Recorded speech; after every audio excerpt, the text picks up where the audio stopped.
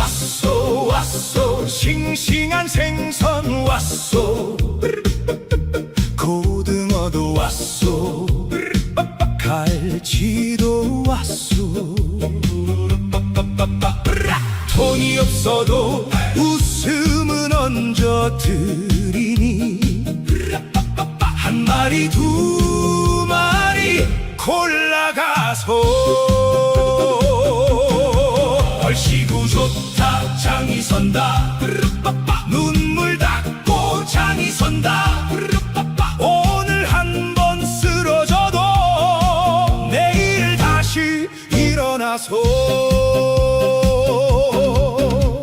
새벽바람 맞으며 길을 나서면 낡은 장화 속에도 해가 뜬다 이 골목 저 골목 장구를 비린내 가득한 해송 전통시장 골목 고무 앞치마를 두른 채 신나게 품바 타령을 부르던 25 청년 한도와 그 청년의 얼굴을 마주한 순간 대한민국 유통업계를 쥐고 흔드는 재벌 회장 서태성은 그 자리에 얼어붙고 말았습니다. 거울을 본 듯 젊은 날의 자신과 똑 닮은 청년이 펄떡이는 생선을 들어 올리며 해맑게 웃었기 때문입니다. 어르신, 그렇게 얼굴 썩히고 다니시면 들어오던 복도 도망갑니다. 20해 전 흔적도 없이 사라져 죽은 줄로만 알았던 친아들이 정말 눈앞에 나타난 것일까요? 그렇다면 대체 누가 이 아이의 이름과 과거를 통째로 지워버린 것일까요? 이야기 시작 전 구독과 좋아요 부탁드려요. 어디서 듣고 계신지 댓글 남겨주시면 그곳으로 행운이 가 닿기를 바라겠습니다. 해송 전통시장의 아침은 비릿한 생선 냄새와 함께 시작되었습니다. 좁은 골목 사이로 30년 넘게 장사를 해온 상인들의 목소리가 겹쳐졌고 낡은 슬레이트 지붕 아래로 흐린 햇살이 비스듬히 내려앉았습니다. 녹이 쓴 철골 기둥마다 손으로 쓴 가격표가 바람에 흔들렸고 바닥에 깔린 고무판에는 어젯밤 내린 빗물이 군데군데 고여 있었어요. 그날 아침 시장 입구에 검은 세단 세대가 줄지어 멈춰 섰습니다. 차 문이 열리자 양복 차림의 수행원들이 먼저 내렸고 그 뒤를 이어 태성유통그룹 회장 서태성이 천천히 발을 내디뎠습니다. 65살의 태성은 회색빛 머리카락 사이로 깊게 파인 이마주름이 눈에 띄었지만 곱게 편 어깨와 날카로운 눈빛은 여전히 현역 경영인의 기운을 품고 있었습니다. 태성은 세단에서 내리자마자 시장 지붕의 금간 슬레이트와 기울어진 배수관을 훑어보았습니다.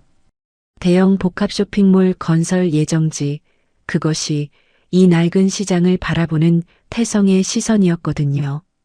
태성의 이복 동생이자 그룹 부회장인 서정필이 태성 곁으로 다가왔습니다. 형님, 이 시장 구조를 직접 보시면 아실 겁니다. 화재 위험도 크고 배수 시설도 엉망이에요. 빨리 철거하고 복합 쇼핑몰을 올려야 수익이 나옵니다. 정필은 서류 봉투를 흔들며 재개발의 필요성을 강조했습니다. 숫자로 빼곡한 수익 분석표를 펼쳐 보이며 한 달이라도 빨리 철거에 들어가야 한다고 목소리를 높였습니다. 태성은 고개만 가볍게 끄덕이며 시장 안쪽으로 걸음을 옮겼습니다. 그런데 시장 입구에는 이미 소식을 들은 상인들이 모여 있었어요. 강제 철거 반대라고 적힌 손팻말을 든 할머니들과 앞치마를 두른 채 팔짱을 낀 아저씨들이 길목을 가로막았습니다. 한 할머니가 팻말을 높이 들며 여기서 40년 넘게 장사했다고 소리쳤고 옆에 선 생선가게 주인도 우리 목줄 끊을 셈이냐며 목이 쉬도록 외쳤습니다.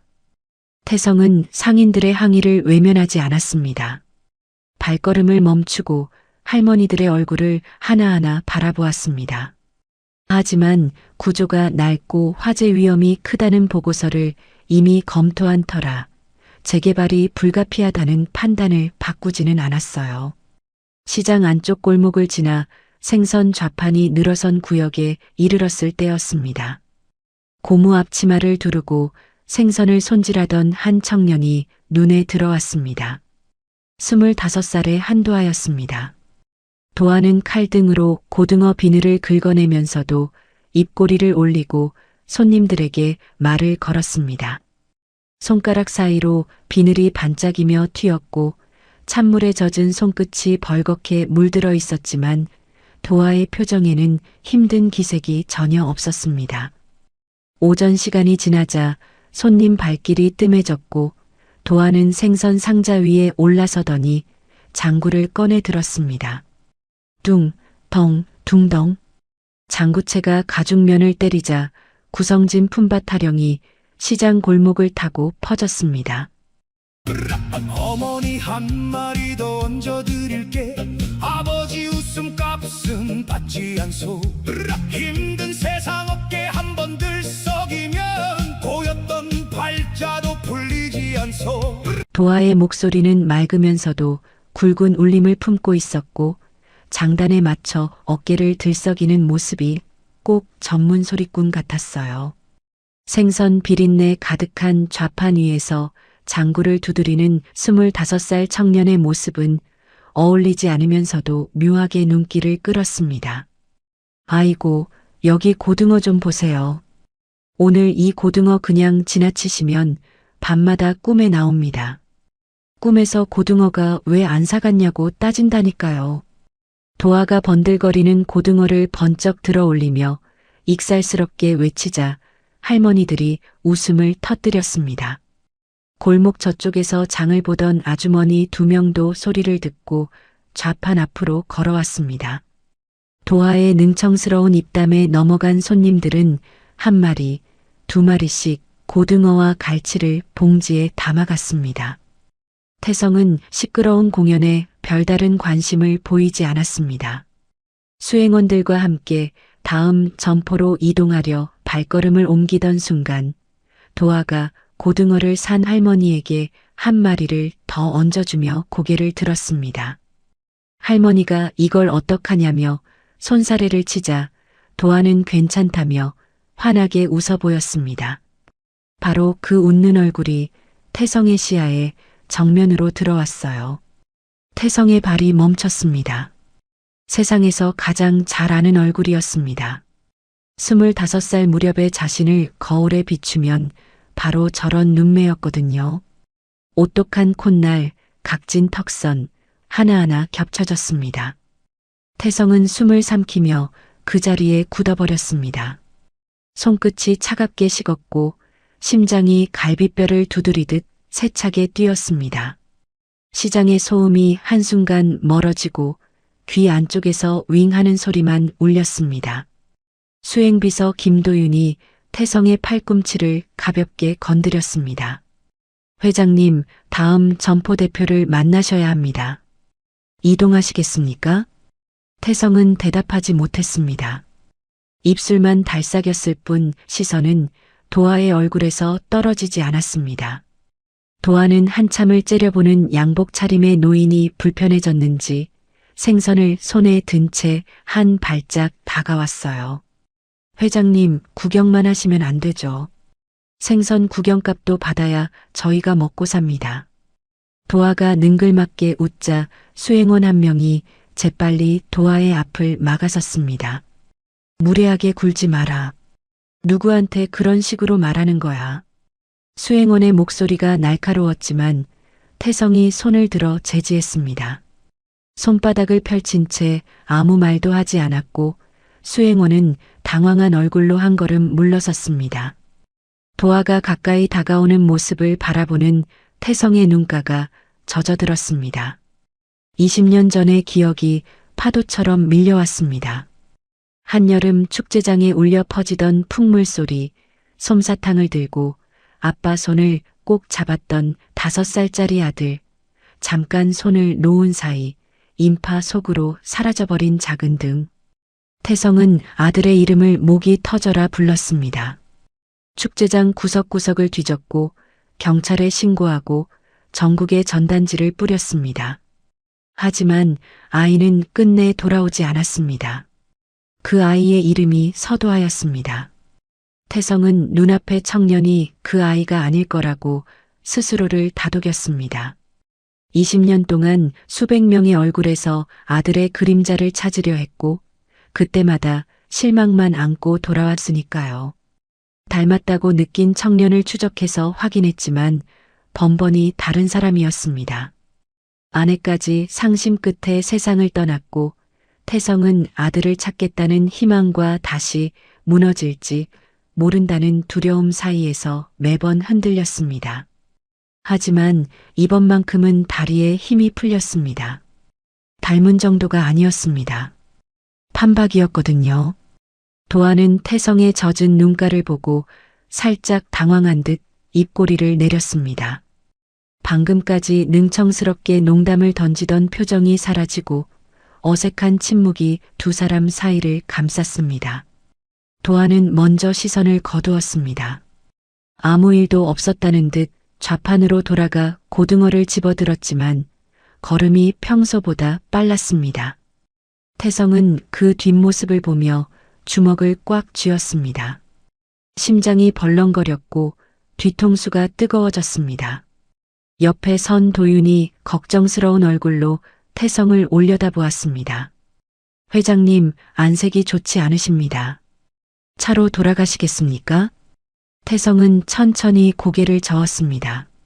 시선은 여전히 장구를 잡고 다시 품바 타령을 시작한 도아에게 꽂혀 있었습니다. 도아의 맑은 목소리가 시장 골목에 울려 퍼졌지만 태성의 귀에는 20년 전 축제장에서 아빠라고 부르던 어린 목소리만 맴돌았습니다. 장구 장단이 한마디 넘어갈 때마다 태성의 눈앞에서 과거와 현재가 겹쳐졌습니다. 솜사탕을 들고 웃던 아이의 얼굴 위로 고등어를 들고 웃는 청년의 얼굴이 포개졌습니다. 도윤아. 태성이 낮고 떨리는 목소리로 입을 열었습니다. 저 청년 이름이 뭔가? 도윤이 시장 관계자에게 확인한 뒤 조심스럽게 대답했습니다. 한도아라고 합니다. 전국 5일장을 돌며 생선을 파는 장수라고 하더군요. 도아. 태성의 입술이 그 이름을 소리 없이 되뇌었습니다. 두 글자가 혀끝에서 맴돌 때마다 가슴 깊은 곳에서 무언가가 쿵쿵 두드리는 것 같았습니다. 서도아, 한도아. 성만 달랐습니다. 나이도 맞았습니다. 살아있었다면 올해 정확히 25살이었을 아이. 우연이라고 넘기기에는 너무나 많은 것이 겹쳐 있었습니다. 태성은 주머니에서 손수건을 꺼내 눈가를 훔치고 돌아섰습니다. 걸음은 세단을 향했지만 머릿속에는 오직 하나의 질문만 남아 있었습니다. 저 청년이 정말 내 아들인가? 태성은 세단으로 돌아가지 못했습니다. 점포 시찰 일정이 남아 있었지만 발이 떨어지지 않았거든요. 도윤이 옆에서 조심스럽게 다음 일정을 언급했지만 태성의 눈은 여전히 생선 좌판 앞에 서 있던 도아를 향해 있었습니다. 태성은 20년이라는 긴 세월 동안 아들을 사칭하며 접근했던 수많은 사기꾼의 얼굴을 떠올렸습니다. 이번에도 그저 닮은 사람일 뿐이라고 또다시 가슴이 무너져 내리는 실망을 감당할 수 없다고 스스로에게 수없이 경고했어요. 하지만 수행원들이 어리둥절한 표정으로 서로를 바라보는 사이 좌판으로 향하는 발걸음은 태성의 이성보다 먼저 움직이고 있었습니다. 도아는 태성이 돌아오는 기척을 느끼고 고개를 들었습니다. 아까 그 눈물기 어린 시선으로 자신을 바라보던 노인이 다시 나타나자 도아는 슬쩍 눈썹을 치켜 올렸습니다. 하지만 장사꾼 특유의 빠른 판단이 먼저 움직였습니다. 도아는 얼음 위에 놓인 고등어 중 가장 크고 윤기 나는 한 마리를 골라 들었습니다. 회장님, 아까 그냥 가시길래 섭섭했습니다. 이거 오늘 새벽에 들어온 물건인데 배 만져보시면 탄력이 다릅니다. 도아가 고등어를 내밀자 태성은 생선이 아닌 도아의 얼굴을 바라보았습니다. 가까이서 보니 닮은 점이 더 선명했습니다. 눈두덩이 깊게 파인 모양, 광대뼈 위로 살짝 올라가는 웃음주름, 코끝에 작은 점까지. 한 발짝 거리에서 마주한 도아의 얼굴은 오래된 앨범 속 25살의 자기 자신이 튀어나온 것 같았습니다. 태성은 자신도 모르게 입을 열었습니다. 자네를 어디선가 본 것 같군. 도아가 피식 웃었습니다. 저 같은 생선 장수를 회장님이 어디서 보셨겠습니까? 백화점 지하식품관에서도 저는 못 들어갑니다. 도아의 농담에 옆에 선 수행원 한 명이 코웃음을 쳤지만 태성의 표정은 굳어 있었습니다. 태성은 시선을 거두지 못한 채 한마디를 더 덧붙였습니다. 아니, 젊었을 때의 나를 본 것 같아서 그렇네. 도아의 웃음기가 사라졌습니다. 농담으로 받아넘기기엔 태성의 목소리가 너무 진지했거든요. 입안에 준비해둔 다음 농담이 목구멍에 걸렸습니다. 도아는 어색해진 분위기를 털어내려는 듯 고등어를 다시 얼음 위에 내려놓았습니다. 그 순간 도아의 오른손이 무의식적으로 올라가 오른쪽 귓불을 가볍게 잡아당겼습니다. 엄지와 검지로 귓불을 살짝 비틀 듯 만지는 아주 짧은 동작이었습니다. 태성의 숨이 멈추는 것 같았습니다. 20해 전 5살 도아에게도 똑같은 버릇이 있었거든요. 낯선 어른이 말을 걸면 아이는 대답 대신 오른쪽 귓불을 만지작거렸습니다. 아내가 그 모습을 볼 때마다 웃으며 말하곤 했습니다. 우리 도아는 귓불이 말해주는 아이라고. 대답하기 곤란하면 입 대신 귓불이 먼저 움직인다고. 병원 검진에서 의사가 어디 아프냐고 물었을 때도, 유치원 선생님이 발표를 시켰을 때도 아이는 늘 오른쪽 귓불부터 만졌습니다. 그 작은 손가락의 움직임을 세상에서 가장 사랑스럽게 지켜보았던 사람이 바로 태성과 아내였습니다. 태성은 그 기억이 가슴 한가운데를 세게 때리는 것을 느꼈습니다. 무릎에 힘이 빠지며 한 발짝 뒤로 물러설 뻔했지만 이를 악물고 버텼습니다. 여기서 감정을 드러내면 안 되었습니다. 확신이 아닌 가능성만으로 이 청년의 삶을 흔들어서는 안 되었으니까요. 태성은 목소리를 최대한 평범하게 고르며 물었습니다. 한 가지만 물어보겠네. 올해 나이가 어떻게 되나? 도아가 고개를 갸웃거렸습니다. 생선 사시는데 나이까지 필요하십니까? 주민등록증 검사는 안 받습니다. 도아의 입에서 또다시 농담이 나왔지만 태성은 웃지 않았습니다. 눈빛이 너무 간절해서였을까요? 도아는 멋쩍게 뒷머리를 긁으며 대답했습니다. 25입니다. 올해요. 25. 태성의 손이 바지 주머니 안에서 주먹을 쥐었습니다. 살아있었다면 아들 역시 올해 정확히 25살이었습니다. 이름이 같고 나이가 같고 얼굴이 판박이었습니다. 여기에 귓불 습관까지 겹치자 태성의 머릿속은 하얗게 비어버렸습니다. 우연이라는 단어로는 도저히 설명할 수 없는 무게가 가슴 위로 짓눌렀습니다. 태성은 한 번만 더 물어도 되겠느냐며 조심스럽게 말을 이었습니다. 부모님은 어디에 계시나? 도아의 표정이 달라졌습니다. 방금까지 능청스럽게 농담을 던지던 얼굴에서 웃음기가 싹 거쳤습니다. 입꼬리가 내려갔고 눈동자가 한순간 흔들렸습니다. 도아는 잠시 말을 멈추더니 손에 든 고무장갑을 좌판 위에 내려놓았습니다. 젖은 손을 앞치마에 한번 훔치고 나서야 입을 열었습니다. 저는 부모님 얼굴을 모릅니다. 5살 무렵에 지방 보육원에 들어갔는데 그 전에 어디서 살았는지 기억이 나지 않아요. 고향이 어디인지도 모르고 누가 저를 거기 데려다 놓았는지도 모릅니다. 도아의 목소리는 담담했습니다. 감정을 일부러 누르는 것이 아니라 수없이 반복해서 말해온 사실을 읊는 것 같았어요. 하지만 앞치마를 만지작거리는 손끝이 미세하게 떨리고 있었습니다. 태성은 그 담담함과 떨림이 동시에 가슴을 찔렀습니다. 20해 동안 아들을 찾아 헤맸던 자신과 달리 이 청년은 20해 동안 부모가 자신을 버렸다고 믿으며 혼자 살아왔을 테니까요. 태성이 보육원 이름을 물으려고 입을 열었을 때 정필이 성큼 다가왔습니다. 형, 시행사 대표가 3시에 오기로 했습니다. 이러고 있을 시간이 아니에요. 시장 상인 한 명 붙잡고 신세 이야기 듣는 건 나중에 하셔도 됩니다. 정필의 말투는 정중했지만 눈빛은 날카로웠습니다. 태성과 도아의 대화를 하루라도 빨리 끊어놓고 싶다는 속내가 깔려 있었지만 태성은 그때까지도 정필의 의도를 눈치채지 못했습니다. 도아는 정필의 등장에 한 발 물러서며 말했습니다. 더 물어보실 거 없으시면 저는 장사를 해야 합니다. 오후에 단골 할머니들이 오시거든요. 도아는 고개를 숙여 인사한 뒤 좌판 뒤로 돌아갔습니다. 고무장갑을 끼고 칼을 집어들었지만 생선을 손질하는 손끝이 아까보다 미세하게 떨리고 있었습니다. 도아도 낯선 노인의 질문들이 보통 손님의 호기심과는 다르다는 걸 느꼈을 겁니다.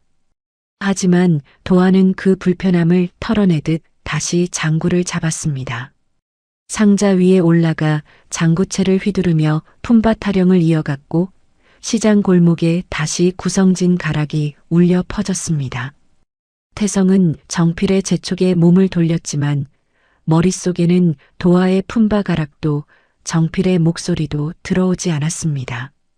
오직 4가지만 빙글빙글 돌았습니다.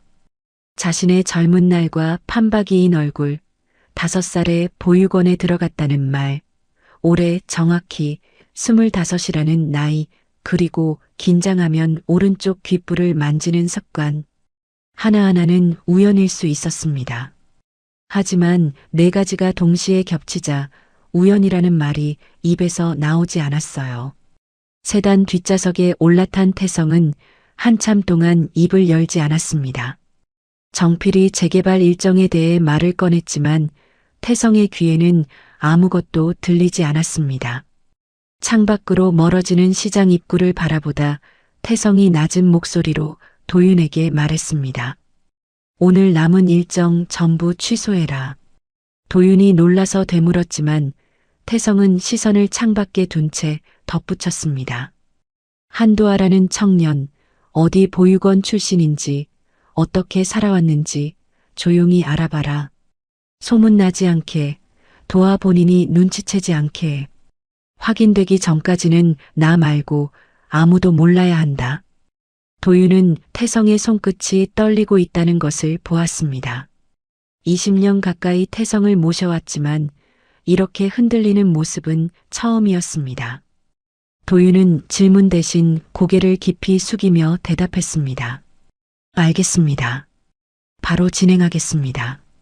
태성은 다시 창밖으로 시선을 돌렸습니다. 해송전통시장의 낡은 지붕이 점점 작아졌고 도아의 품바가락이 바람에 실려 희미하게 들려왔습니다. 태성은 양복 주머니 안에서 꽉 쥔 주먹을 풀지 못한 채 눈을 감았습니다. 감은 눈꺼풀 안쪽으로 20년 전 축제장에서 마지막으로 잡았던 아들의 작고 따뜻했던 손이 떠올랐습니다. 그 손을 놓치고 나서 한 번도 손수건 없이 잠들어 본 적이 없었습니다. 장이 끝난 해송전통시장은 아침과 전혀 다른 얼굴이었습니다. 손님들의 발길이 끊기자 상인들은 하나둘 좌판을 정리하기 시작했고 비릿한 생선 냄새와 고인 물 위로 늦은 오후의 그림자가 길게 드리워졌습니다. 철제 좌판 위에 남은 얼음이 녹아 바닥으로 흘러내렸고 빈 스티로폼 상자들이 골목 한쪽에 어지럽게 쌓여 있었어요.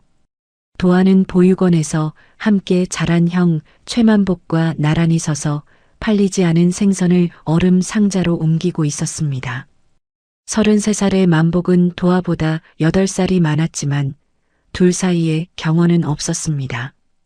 만복이 13살 때 보육원에 새로 들어온 5살짜리 도아를 같은 방에서 돌보면서 형이 되어준 사이였거든요. 혈연은 아니었지만 생선 비린내가 밴 고무장갑을 나란히 끼고 일하는 두 사람의 모습은 어떤 형제보다도 자연스러웠습니다. 만복이 갈치 상자 뚜껑을 닫으며 말했습니다. 오늘 고등어 20마리 남았다.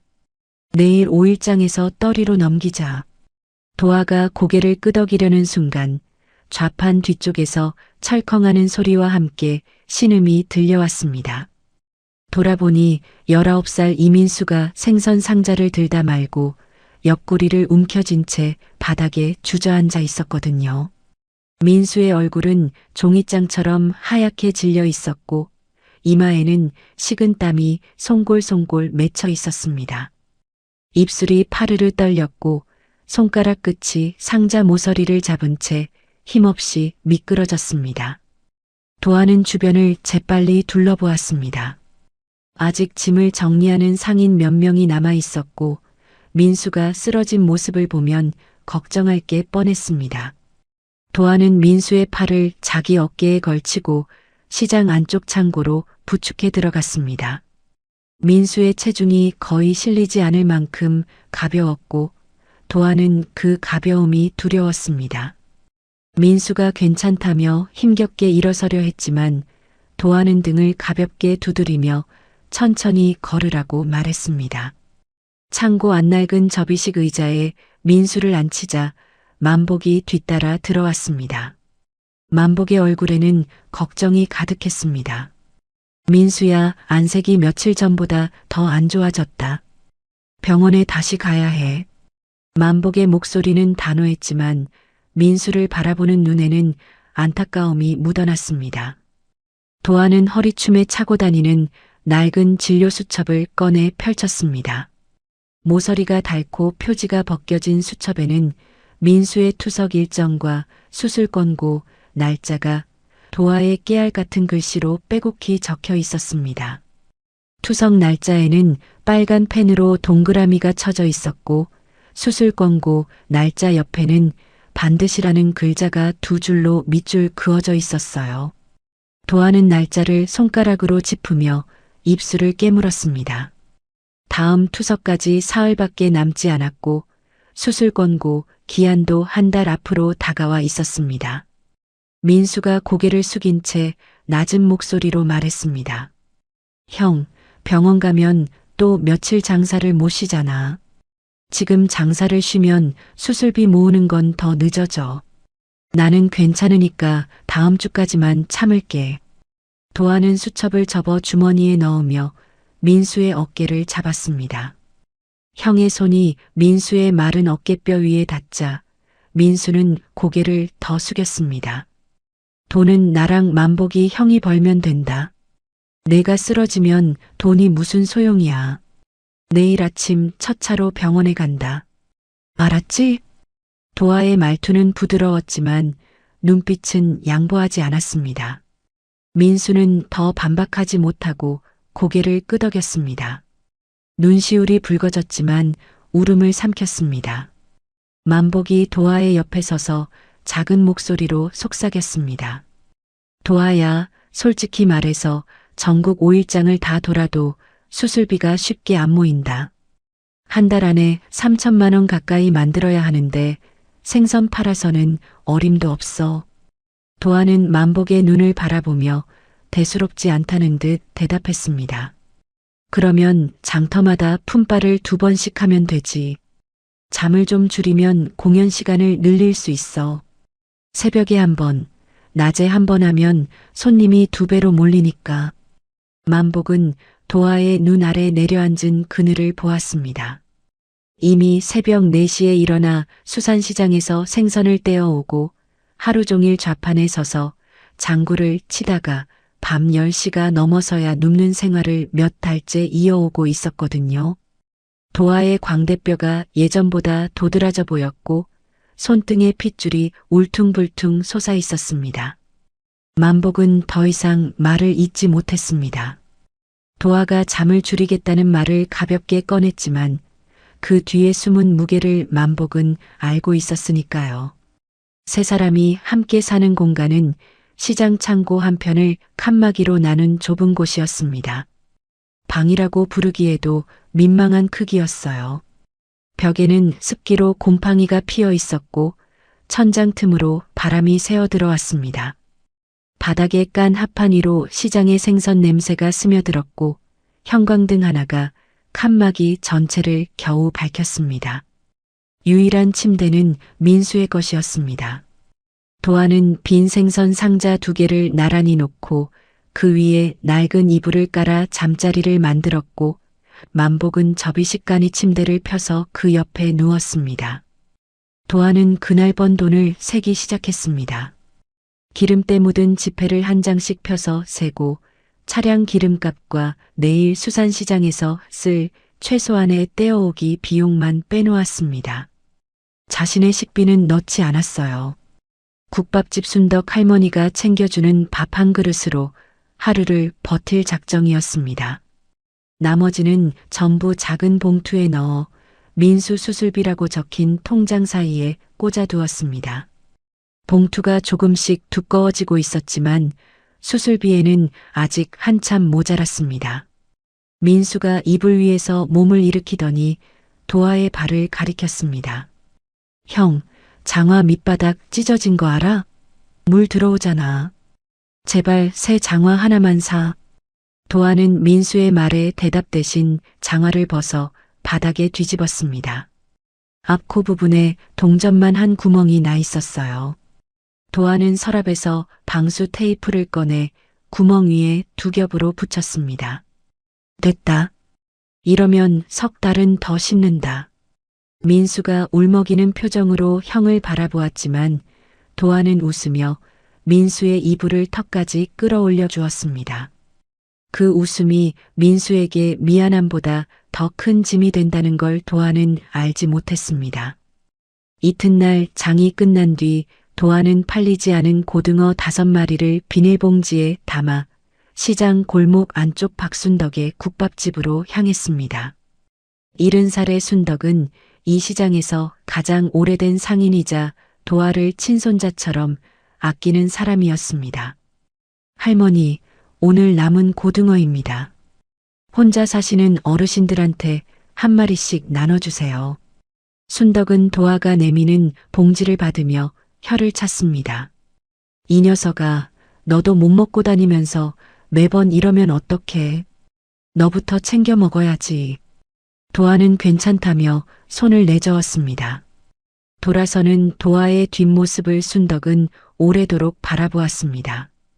찢어진 장화를 테이프로 감은 발, 여기저기 해진 고무 앞치마, 볼이 움푹 들어간 얼굴. 그러면서도 남은 생선을 남에게 나눠주는 청년을 보며 순덕은 생선 봉지를 가슴에 안았습니다. 늙은 눈가에 물기가 차올랐지만 순덕은 도아가 볼까봐 고개를 돌리고 앞치마 끝으로 눈물을 닦았습니다.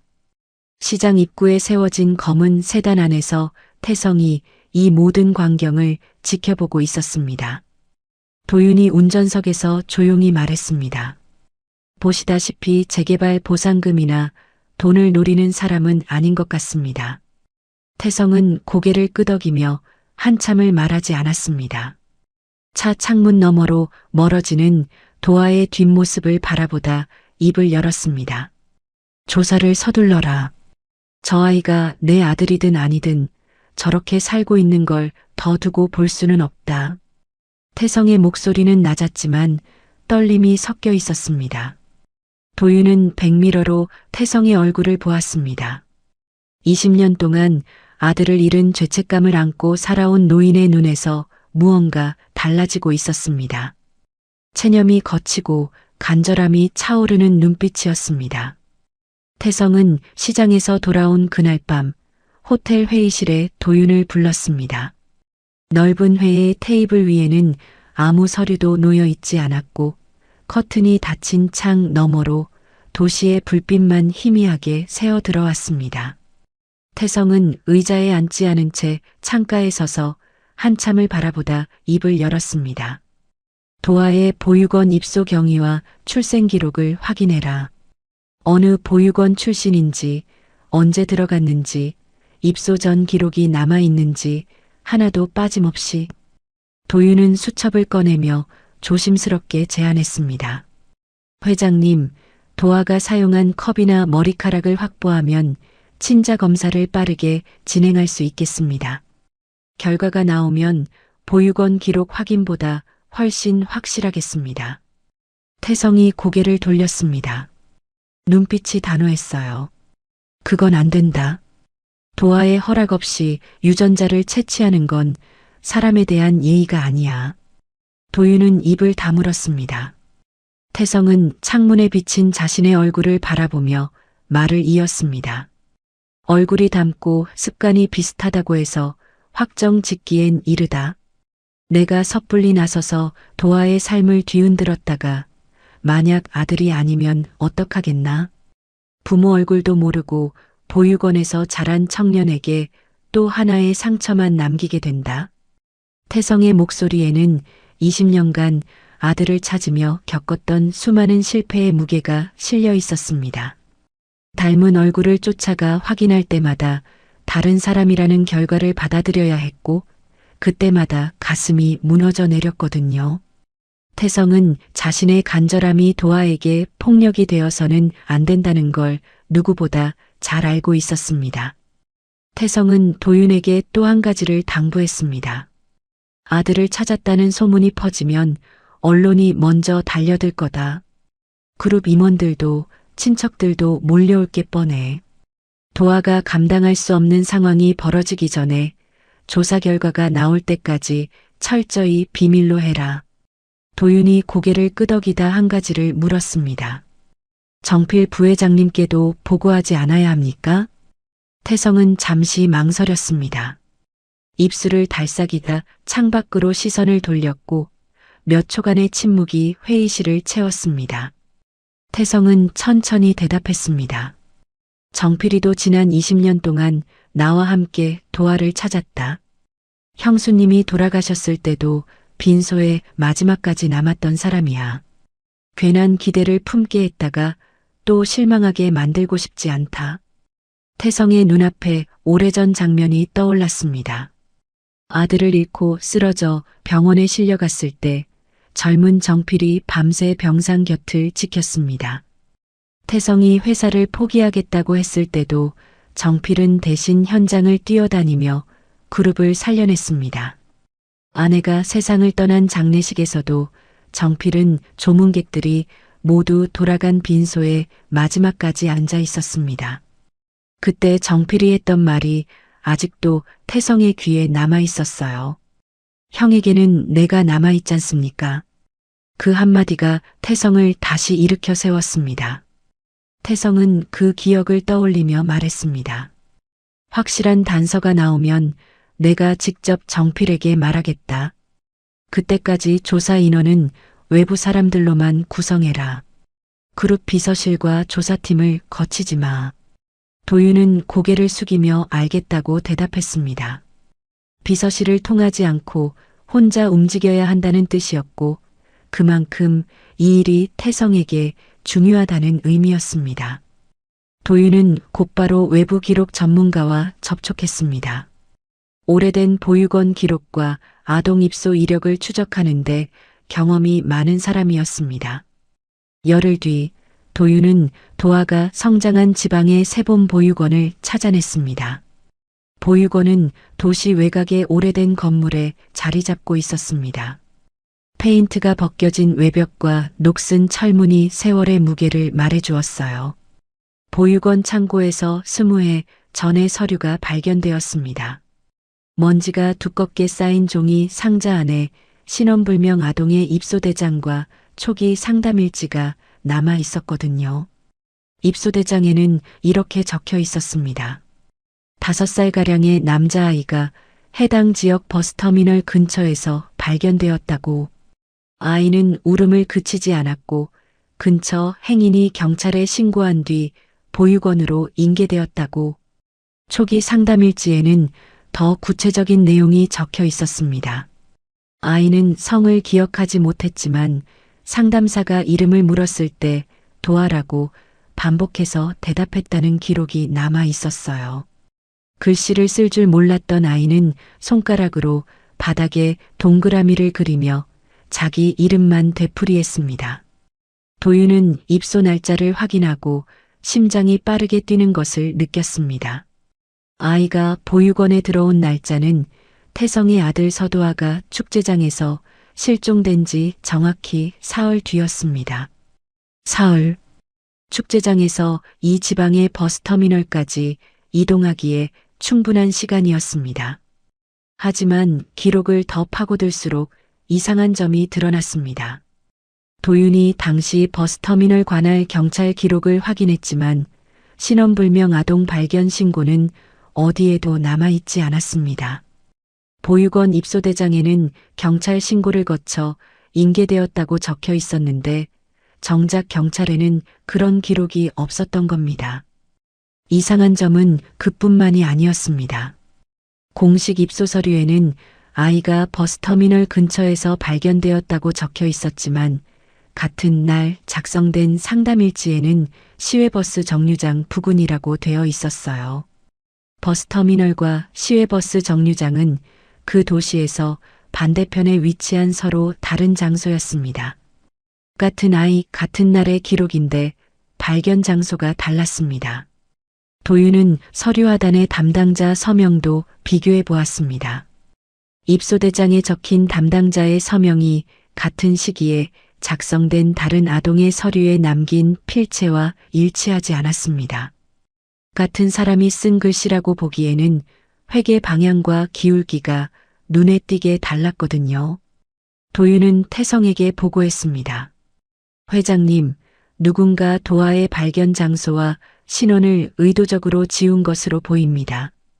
경찰 기록이 존재하지 않고 보육원 서류 안에서도 정보가 서로 어긋납니다. 담당자 서명까지 위조된 흔적이 남아 있었습니다. 20년 전 만에 하나 있을 추적을 피하기 위해 최초 입소 단계부터 경찰 신고, 기록을 누락시키고 보육원 서류의 발견 장소를 교묘하게 위조해 둔 것이었어요. 철저하게 기획된 은폐의 덫이 20년이 지난 지금에야 실마리를 드러내고 있었습니다. 태성은 호텔 책상 위에 2장의 사진을 나란히 놓았습니다. 한 장은 25살 무렵 찍은 자신의 오래된 가족사진이었고 다른 한 장은 시장에서 몰래 촬영한 도아의 얼굴이었습니다. 두 얼굴은 세월의 차이를 빼면 같은 사람이라고 해도 믿을 만큼 닮아 있었습니다. 태성은 가족사진을 집어들었습니다. 사진 한쪽에는 병상에 누운 자신의 곁을 밤새 지키던 젊은 정필의 모습이 담겨 있었습니다. 정필의 와이셔츠는 구겨져 있었고 눈 아래에는 밤샘의 그늘이 짙게 내려앉아 있었습니다. 20년 전 태성이 아들을 잃고 모든 것을 내려놓으려 했을 때 정필은 한 발도 물러서지 않았습니다. 이사회 회의에 대신 참석하고 거래처를 직접 찾아다니며 그룹이 흔들리지 않게 붙잡았습니다. 태성은 사진 속 정필의 얼굴을 손가락으로 천천히 쓸었습니다. 함께 울어주고 함께 찾아 헤매고 함께 무너졌던 동생. 그 동생에게 아직은 말할 수 없었습니다. 확실하지 않은 희망을 건네는 것이 때로는 실망보다 더 잔인하다는 걸 태성은 뼛속까지 알고 있었으니까요. 하지만 도윤의 보고가 마음 한편을 무겁게 짓눌렀습니다. 누군가 도아의 흔적을 일부러 지웠다면 이것은 단순한 미아 사건이 아니었습니다. 태성은 사진을 내려놓고 눈을 감았습니다. 가슴속에서 아버지의 직감과 경영인의 냉정함이 부딪히고 있었습니다. 정필은 자신의 사무실에서 수행원의 보고를 받았습니다. 태성이 시장에서 만난 도아라는 청년의 보육원 기록을 비밀리에 조사하고 있다는 내용이었어요. 정필은 보고를 듣는 동안 표정 하나 바꾸지 않았습니다. 찻잔을 손에 든 채 천천히 한 모금을 마시고 찻잔을 내려놓은 뒤 입을 열었습니다. 그 청년의 사진, 나이, 보육원 이력을 전부 가져와. 그룹 조사실을 통해서 수행원이 나간 뒤 정필은 창밖을 바라보았습니다. 이마에 잔주름이 깊어졌고 찻잔을 잡은 손가락 끝에 미세한 떨림이 번졌습니다. 이틀 뒤 조사실 직원이 서류 봉투를 들고 들어왔습니다.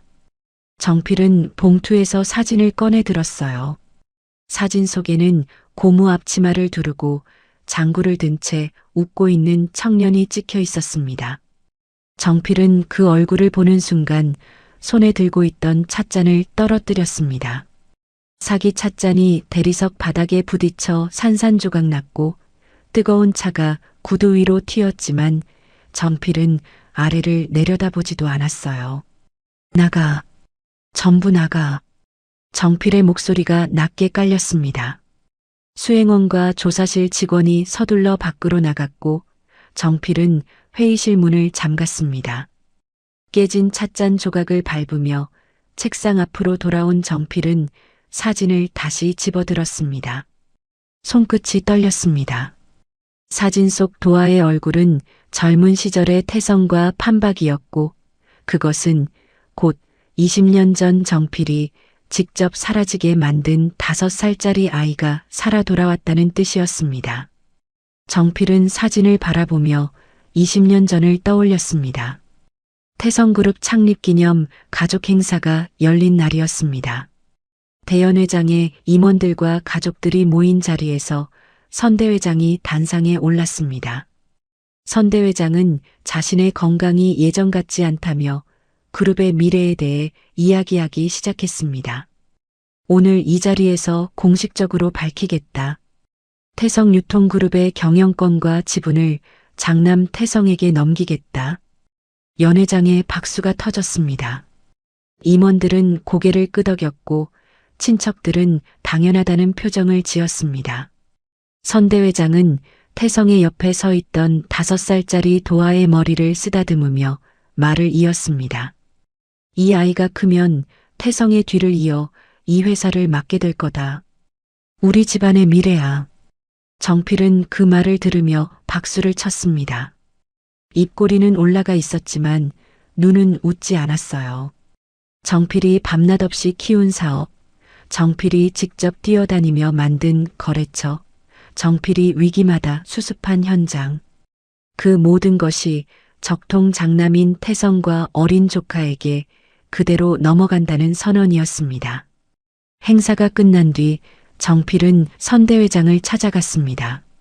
아버지, 저도 이 회사를 키우는데 기여했습니다. 제 역할에 대해서도 말씀해 주셔야 하지 않겠습니까? 선대회장은 정필의 어깨를 한번 두드리고 돌아서며 말했습니다. 내 자리는 태성을 돕는 거다. 그게 이 집안에서 내 몫이야. 정필의 얼굴에서 핏기가 빠졌습니다. 가족사진을 촬영하는 자리에서도 정필은 태성과 도아의 뒤쪽에 세워졌습니다.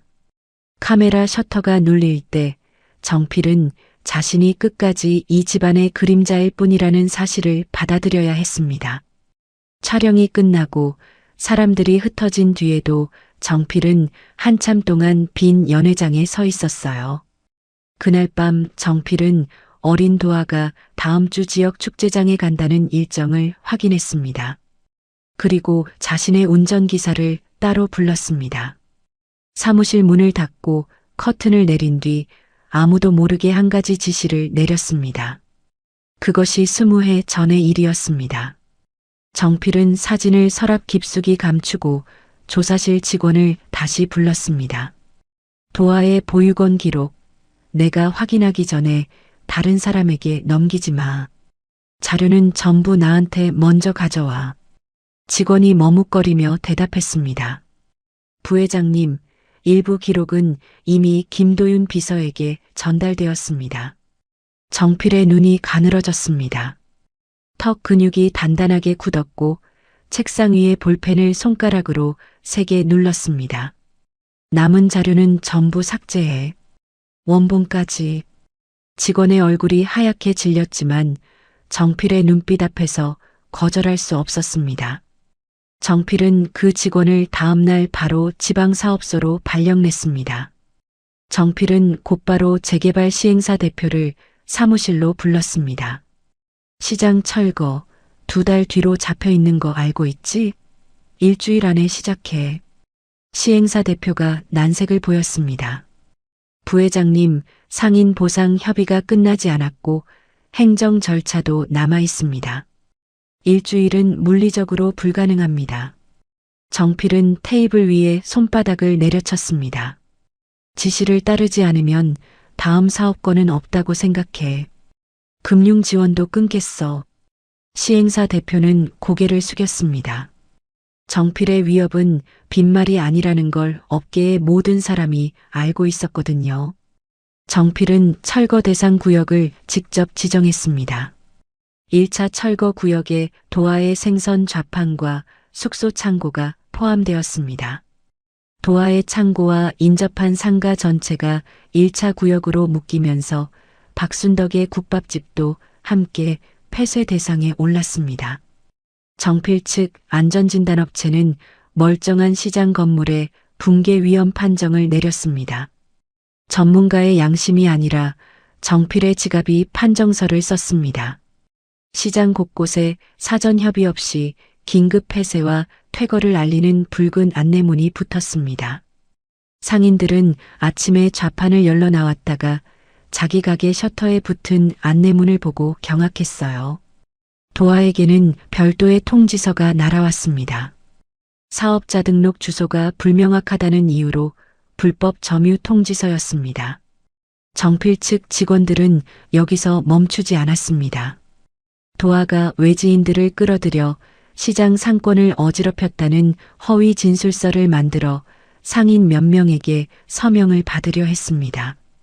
대부분의 상인이 거부했지만 보상금이 줄어들까 두려운 몇몇은 눈을 피한 채 이름을 적었습니다. 도화는 통지서와 진술서를 보고 주먹을 꽉 쥐었지만 분노보다 걱정이 앞섰습니다. 자신 때문에 시장 상인들이 피해를 볼까봐 두려웠거든요. 도화는 만복에게 여기를 떠나야 할 것 같다고 말했습니다. 우리 때문에 할머니들이 장사를 못하게 되면 안 돼. 다른 시장으로 가자. 만복이 반박하려는 순간 국밥집 순덕이 도화의 좌판 앞에 나타났습니다. 그 뒤로 시장 상인 15명이 따라왔습니다. 순덕이 도화의 앞을 가로막고 말했습니다. 도화야, 너 때문에 피해 본다고 생각하는 사람은 여기 아무도 없어. 내가 떠나면 이 시장은 진짜 끝이야. 상인들이 고개를 끄덕였습니다. 순덕은 도화의 팔을 붙잡은 채 놓지 않았습니다. 도화는 순덕의 거친 손을 내려다보며 입술을 깨물었습니다. 눈시울이 붉어졌지만 울지 않았습니다. 도화는 만복에게서 뜻밖의 소식을 들었습니다. 태성의 수행비서 도윤이 세본 보육원을 찾아가 자신의 과거 기록을 조사했다는 이야기였습니다. 시장 상인들 사이에서도 태성 측 사람들이 도화에 대해 이것저것 물어보고 다녔다는 말이 돌고 있었거든요. 도화의 얼굴이 굳었습니다. 재벌 회장이 시장을 철거하려는 것도 모자라 자신의 과거까지 캐고 있다는 사실이 분노와 수치심을 동시에 불러일으켰습니다.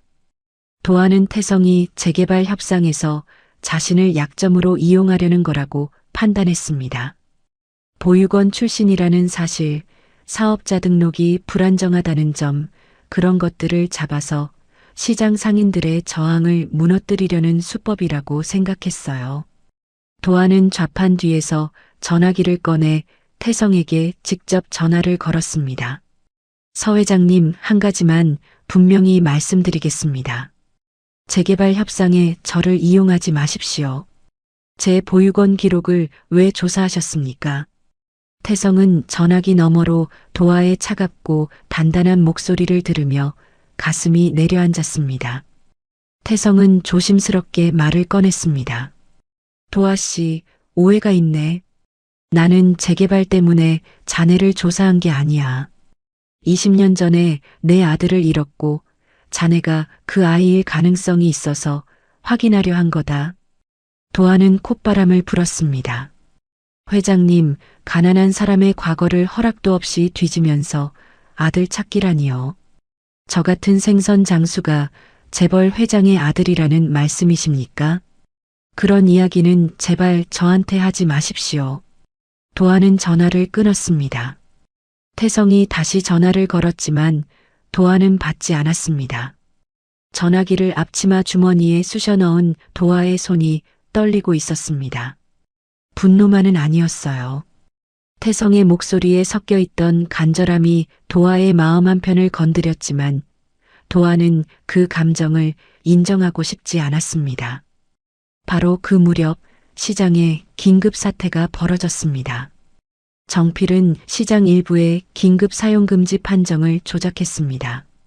시청 명의처럼 꾸민 폐쇄 공문을 상인회에 배포했고 상인들이 행정소송을 준비하는 사이 철거 용역을 투입했습니다. 용역 측은 붕괴 위험시설의 긴급잔해 제거라는 명목을 내세웠어요. 새벽부터 굴착기와 대형 트럭이 시장 입구를 막았고 형광조끼를 입은 용역 직원 20명이 줄지어 들어왔습니다. 천막이 찢기는 소리가 시장 골목에 울렸습니다. 용역 직원들은 긴급 철거 명령서를 흔들며 점포 안에 남아있던 상인들을 밖으로 끌어냈습니다. 할머니 한 명이 팔을 뿌리치며 저항했지만 용역 2명이 양팔을 잡고 끌어내자 주저앉아 울음을 터뜨렸습니다. 좌판이 뒤집혔고 생선이 바닥에 쏟아졌고 얼음물이 골목을 타고 흘러내렸습니다.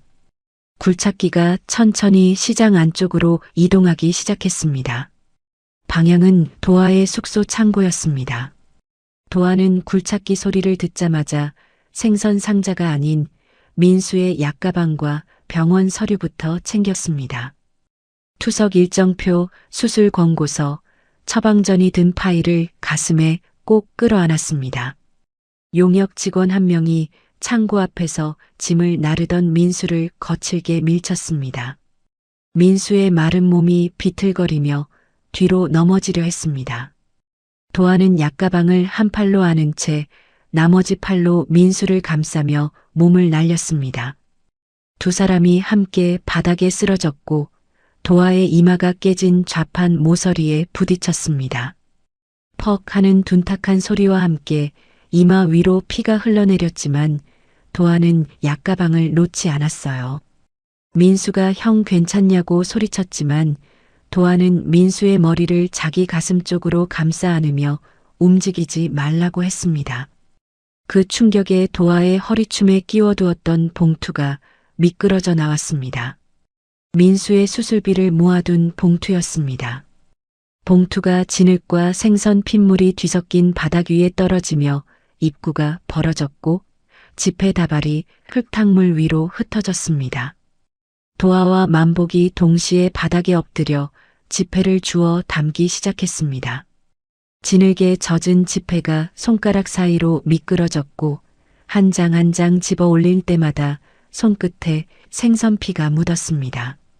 하지만 굴착기의 거대한 바퀴가 흩어진 지폐 위를 지나갔습니다.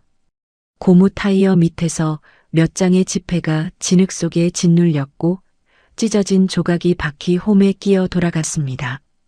민수가 울음을 터뜨렸습니다. 바닥에 주저앉은 채 흙탕물 위에 찢겨나간 지폐 조각을 바라보며 말했습니다. 형, 수술 안 받을게. 수술 안 해도 돼. 이 돈 형이 얼마나 힘들게 모았는데. 도아는 피가 흐르는 이마를 소매로 한번 훔치고 민수의 어깨를 잡았습니다. 흑투성이 손으로 민수의 뺨에 묻은 눈물을 닦아주며 말했습니다. 울지 마. 남은 돈 챙기면 된다. 다시 모으면 돼. 내가 모을 수 있어. 도아의 목소리는 단단했지만 진흙에 젖은 지폐를 한 장씩 주워 담는 손끝이 세차게 떨리고 있었습니다. 현장 책임자가 다가왔습니다. 헬멧을 쓴 덩치 큰 남자가 도아를 내려다보며 말했습니다. 철거를 방해하면 경찰에 넘긴다. 빨리 비켜. 현장 책임자는 도아가 땅바닥에 내려놓은 장구를 발로 걷어찼습니다. 장구가 진흙 위를 굴러가며 가죽면에 금이 갔고 장구채가 두 동강이 났습니다. 도화는 천천히 일어섰습니다. 이마에서 흘러내린 피가 왼쪽 눈꺼풀 위를 타고 흘렀지만 닿지 않았어요. 도화는 진흙 위에 굴러간 장구를 집어들어 바로 세웠습니다. 금이 간 장구를 왼팔에 끼고 부러진 장구채 반쪽을 오른손에 쥐었습니다. 그리고 용역 직원들과 굴착기를 정면으로 바라보며 외쳤습니다. 오늘 장은 우리가 끝낼 때 끝나는 겁니다. 도화의 목소리가 시장 골목 전체에 울렸어요. 피 묻은 얼굴, 진흙투성이 장화, 금간 장구. 그 모습이 처참하면서도 꺾이지 않았습니다. 순덕이 먼저 국밥집에서 뛰어나왔고 그 뒤를 이어 상인들이 하나둘 좌판 뒤에서 나와 도화의 곁으로 모였습니다. 굴착기의 거대한 버킷이 도화의 머리 위로 위태롭게 들이치며 낡은 천막 기둥을 통째로 꺾어버리던 일촉즉발의 순간이었습니다. 용역들이 도화의 어깨를 거칠게 낚아채려던 바로 그 찰나 시장 진입로의 임시 차단벽을 거칠게 밀어붙이며 검은 세단 한 대가 미끄러지듯 들어와 멈춰 섰습니다. 굴착기 기사가 급브레이크를 밟았고 용역 직원들의 시선이 일제히 세단 쪽으로 쏠렸어요. 차 문이 열렸습니다. 태성이 세단에서 내렸습니다. 양복바지 끝이 진흙에 닿았지만 아랑곳하지 않았어요. 태성은 굴착기와 용역 직원들 사이를 지나 철거 장비 바로 앞에 섰습니다. 수행원들이 뒤따랐지만 태성은 그들을 제지하고 혼자 앞으로 걸어갔습니다. 모든 작업을 즉시 중단해라. 태성의 목소리가 시장 골목에 울렸습니다. 현장 책임자가 태성을 알아보고 멈칫했지만 곧 전화기를 꺼내 정필에게 연락을 넣었습니다. 정필의 목소리가 스피커폰으로 흘러나왔습니다. 형, 이건 정식으로 승인된 철거야. 현장에서 물러나. 일정이 하루만 늦어져도 사업 전체에 차질이 생긴다. 태성은 전화기를 빼앗듯 손에 쥐고 정필에게 말했습니다. 정필아, 내 허락이 내 승인보다 중요한 건가? 내가 아직 이 그룹의 회장이야. 태성은 전화를 끊고 현장 책임자를 노려보았습니다. 부회장의 구두 지시 하나로 이 난리를 쳤나? 이사회 결의도 없이 상인 보상 합의도 안 끝났는데 굴착기부터 들이밀었어? 현장 책임자가 고개를 숙였습니다. 용역 직원들은 하던 일을 멈추고 서로의 눈치를 보았습니다. 태성은 시장 안쪽으로 들어갔습니다. 뒤집힌 좌판, 바닥에 쏟아진 생선, 찢어진 천막 사이를 지나자 도화가 보였어요. 피가 흐르는 이마, 진흙에 범벅이 된 고무 앞치마, 그리고 금이 간 장구를 안고 서 있는 모습이었습니다. 도화 옆에 바닥에는 진흙과 생선 핏물에 젖은 지폐가 흩어져 있었어요. 만복이 무릎을 꿇고 한 장씩 줍고 있었고 민수는 바닥에 주저앉은 채 울고 있었습니다. 태성의 시선이 찢어진 지폐 위에 멈췄습니다. 그 돈이 무엇인지 한눈에 알아보았습니다. 민수의 수술비였어요. 도화가 잠을 줄여가며 장화에 구멍이 나도 테이프로 때우며 자기 밥값까지 아껴서 모은 돈이었습니다. 그 돈이 지금 굴착기 바퀴 자국 아래 진흙에 짓밟혀 있었습니다. 태성은 용역 직원들을 향해 소리쳤습니다. 그 청년에게서 당장 손 떼. 태성의 목소리가 굴착기 엔진 소리를 뚫고 시장 전체에 퍼졌습니다. 용역 직원들이 일제히 뒤로 물러섰고 현장 책임자도 더 이상 앞으로 나서지 못했습니다. 태성은 도화에게 다가갔습니다. 도화의 이마에서 흐르는 피를 보며 주머니에서 손수건을 꺼내 내밀었지만 도화는 고개를 돌리며 받지 않았어요. 태성은 손수건을 거둔 채 도화의 옆에 멈춰 섰습니다. 시장이 어느 정도 정리된 뒤 태성은 도화를 순덕의 국밥집으로 데려갔습니다.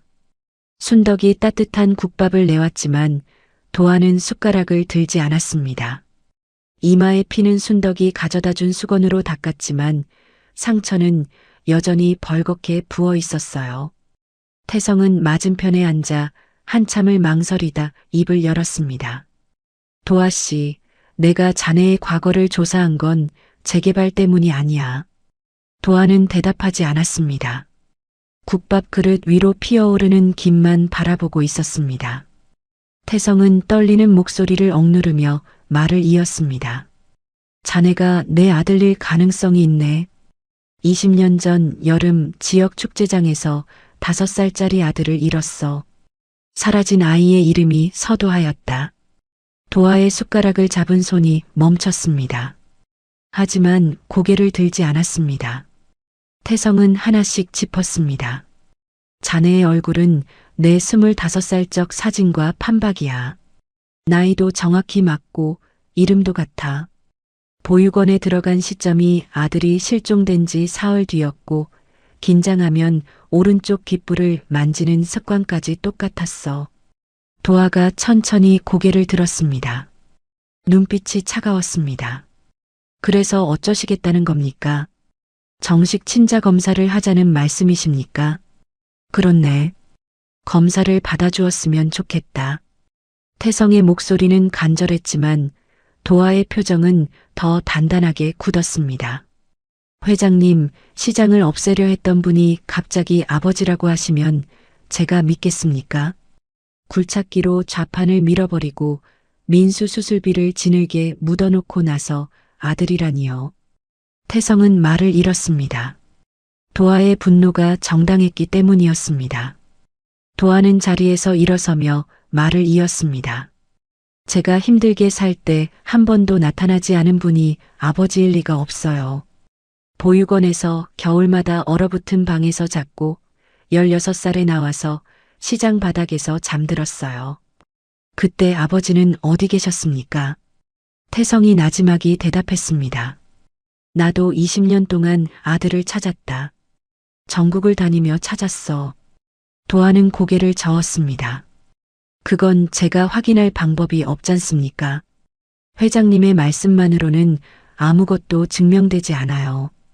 도화는 국밥집 문 앞에서 멈춰서서 돌아보았습니다. 눈에 물기가 어려 있었지만 목소리는 흔들리지 않았습니다. 다시는 사람들 앞에서 저를 아들이라고 부르지 마십시오. 도화가 나간 뒤 태성은 식어가는 국밥 앞에 한참을 앉아 있었습니다. 순덕이 말없이 물 한 잔을 내밀었고 태성은 떨리는 손으로 잔을 받아 한 모금도 마시지 못했습니다. 한편 정필은 도화와 태성의 갈등을 보고 있었습니다. 시행사 대표에게 보고받은 정필의 입꼬리가 미세하게 올라갔어요. 도화가 태성을 밀어내고 있다는 사실이 정필에게는 시간을 벌어주었습니다. 하지만 안심하기에는 이른 상황이었어요. 태성의 성격을 누구보다 잘 아는 정필은 형이 쉽게 물러서지 않을 거라는 것도 알고 있었습니다. 도화가 친자 검사에 응하기 전에 더 강하고 확실한 수를 써야 했습니다. 정필은 책상 위에 놓인 도화의 사진을 내려다보며 이를 악물었습니다. 그날 밤이었습니다. 철거 현장에서 밀려난 뒤 도화와 만복은 임시로 빌린 시장 창고 한편에서 민수를 돌보고 있었습니다. 민수는 하루 종일 먼지와 충격에 시달린 데다 투석 일정까지 밀린 상태였어요. 저녁이 되자 민수의 얼굴이 잿빛으로 변했고 손발이 차갑게 식었어요. 도화가 이불을 덮어주려는 순간 민수의 몸이 경련을 일으키며 의식을 잃었습니다. 도화는 민수를 등에 업고 시장 밖으로 뛰어나갔습니다. 만복이 뒤에서 택시를 잡으려 소리쳤고 도화는 등에 업힌 민수의 체온이 점점 떨어지는 것을 느끼며 이를 악물었습니다. 민수의 가느다란 숨소리가 도화의 귓가에서 점점 멀어졌습니다. 응급실 문이 열리고 민수가 들것에 실려 들어가는 순간 도화는 복도, 벽에 등을 기대고 무릎이 꺾이듯 주저앉았습니다. 응급실 형광등 아래에서 도하는 의료진의 설명을 들었습니다. 민수의 심장 기능이 급격히 나빠졌고 더 이상 투석만으로는 버틸 수 없는 상태라는 말이었습니다. 담당 의사가 차분하지만 단호한 목소리로 말했습니다. 빠른 시일 내에 수술을 진행해야 합니다. 지금 상태로는 한 달을 넘기기 어렵습니다. 도하는 수술비를 물었습니다. 의사가 입원비와 수술비를 합산한 금액을 말하자 도하의 입술이 파르르 떨렸습니다. 진흙탕에서 잃은 돈을 빼면 남은 금액은 전체 수술비의 3분의 1에도 미치지 못했어요. 도하는 복도 의자에 앉아 낡은 진료 수첩을 꺼내 숫자를 적었습니다. 아무리 계산을 해봐도 답이 나오지 않았어요. 수첩 위에 떨어지는 물방울이 숫자를 번지게 했습니다. 도하는 자신이 울고 있다는 것을 뒤늦게 알아챘어요. 정필은 병원 관계자를 통해 민수의 상태와 수술비 규모를 이미 파악하고 있었습니다. 정필의 사무실 책상 위에는 2가지가 나란히 놓여 있었습니다. 수술비 전액이 든 현금 봉투 하나와 법률팀이 작성한 합의서 한 부. 정필은 둘을 서류 가방에 넣고 병원으로 향했습니다. 늦은 밤 병원 복도는 고요했습니다. 형광등 불빛만 차갑게 내려앉은 복도 끝에서 정필이 도하를 기다리고 있었습니다. 도하가 민수의 병실에서 나와 복도를 걸어오자 정필이 앞을 가로막았습니다. 처음 인사하겠다. 서정필, 태성의 동생이다. 도하는 정필의 얼굴을 보고 시장 철거 현장에서 전화 스피커로 들었던 목소리를 떠올렸습니다. 도하의 표정이 굳었습니다. 무슨 용건이십니까? 정필은 서류 가방에서 현금 봉투와 합의서를 꺼냈습니다. 봉투를 도하의 눈높이로 들어올리며 말했습니다. 단도직입적으로 말하지. 내가 이 가짜 아들 소동을 지금 여기서 멈추면 민수의 수술비를 전액 내주겠다. 수술 후 회복 비용까지 포함해서. 도하의 눈이 봉투와 합의서 사이를 오갔습니다. 가짜 아들 소동이라뇨. 저는 아무것도 주장한 적 없습니다. 그러면 앞으로도 주장하지 마. 여기 서명만 하면 된다. 정필이 합의서를 펼쳤습니다. 합의서에는 3가지 조건이 적혀 있었어요. 첫째, 태성과의 친자 검사를 영구히 포기할 것. 둘째, 해송 전통시장을 즉시 떠날 것. 셋째, 보육원 관련 자료 일체를 정필 측에 넘길 것. 합의서 하단에는 정필이 도하가 다시 태성 앞에 나타날 경우 수술 지원을 즉시 중단하겠다는 조항까지 박혀 있었습니다. 도하는 합의서를 읽으며 주먹을 꽉 쥐었습니다. 정필이 한 발짝 다가서며 낮은 목소리로 말했습니다. 내가 사라지면 민수는 산다. 간단한 거래야. 거래라뇨. 이건 협박 아닙니까? 도하의 목소리가 떨렸지만 정필은 눈 하나 깜빡하지 않았습니다. 도하가 봉투를 밀어내자 정필은 병실 유리창 너머를 가리켰어요. 유리 안쪽으로 민수가 보였습니다. 링거줄이 팔뚝에 꽂혀 있었고 산소 튜브가 코에 걸려 있었어요. 잿빛 얼굴에 눈만 감은 채 누워있는 민수의 모습이 너무 작고 연약해 보였습니다. 정필이 유리창을 가리킨 손을 내리지 않은 채 말했습니다. 저 아이를 살리고 싶다면 내가 사라져야 한다. 선택은 내 몫이야. 정필은 봉투를 도하의 손에 쥐어주고 돌아섰습니다. 구두 소리가 복도에 울려 퍼졌고 정필의 등이 엘리베이터 안으로 사라졌습니다. 도하는 봉투를 쥔 채 병원 계단으로 내려갔습니다.